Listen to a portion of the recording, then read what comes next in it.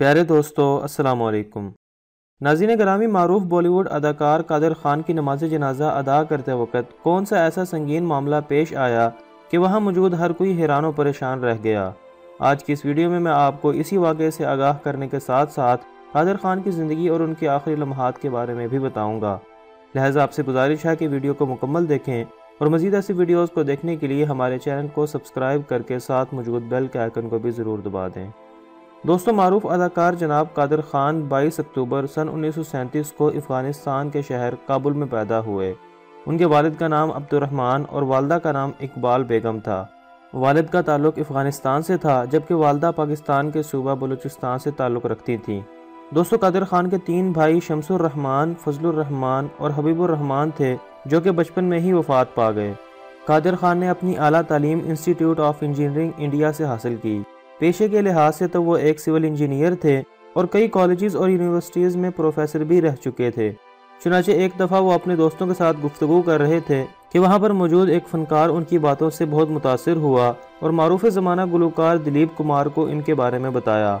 इसी तरह दिलीप कुमार और कादिर खान की आपस में मुलाकात हुई और इस पहले ही मुलाकात में कादिर खान ने अपने दिलचस्प गुफ्तगू के अंदाज से दिलीप कुमार का दिल जीत लिया, जिस वजह से वो उन्हें अपनी आने वाली फिल्मों में एज अ स्क्रिप्ट राइटर रखने पर मजबूर हो गए। इसी तरह कादिर खान एक सिविल इंजीनियर से एक अदाकार बन गए।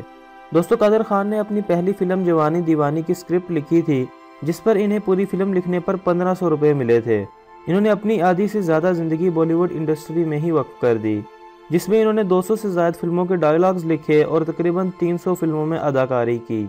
और यही नहीं बल्कि वो अपनी फ़नकारी और अदाकारी करने के साथ साथ इस्लामी तालीमात पर भी बहुत तवज्जो देते थे। चुनांचे ये नहायत रहम दिल और परहेजगार थे। साल 2014 में इन्होंने हज के फ्रीज़े को भी सरअंजाम दिया था। दोस्तों, इसी तरह ज़िंदगी के आखिरी लम्हात में इन्हें सांस की बीमारी लाहिक हो गई। चुनांचे अपने बेहतर इलाज के लिए वो कनाडा शिफ्ट हो गए, लेकिन आखिरकार वो इस बीमारी की तकलीफ ना सहते हुए 31 दिसंबर 2018 को 81 साल की उम्र में वफात पा गए।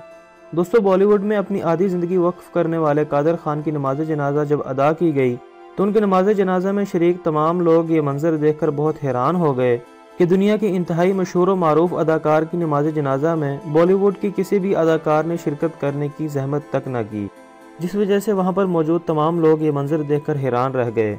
चुनांचे ये पहला ऐसा मौका था कि कादिर खान जैसी शख्सियत के नमाज जनाजा पर अफसोस करने के लिए किसी भी फिल्मी शख्सियत ने शिरकत नहीं की।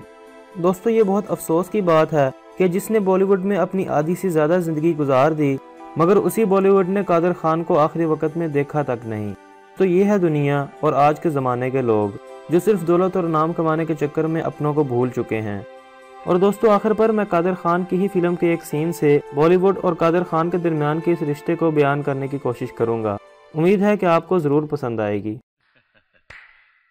वाह कृष्ण प्रसाद, वाह वाह वाह वाह। आज मुझे पहली मर्तबा पता चला कि इतने बड़े महल में रहने वाला शख्स इतना छोटा भी हो सकता है। अरे, जिस मोहब्बत को तो अपनी मोहब्बत के बल से हासिल ना कर सका, उस मोहब्बत को अपनी कायरता छल कपट से हासिल करना चाहता है। आज मुझे पता चला कि तेरे इस मासूम और भोले चेहरे के पीछे एक शैतान, एक भेड़िया रहता है। मास्टर, चिल्ला मत।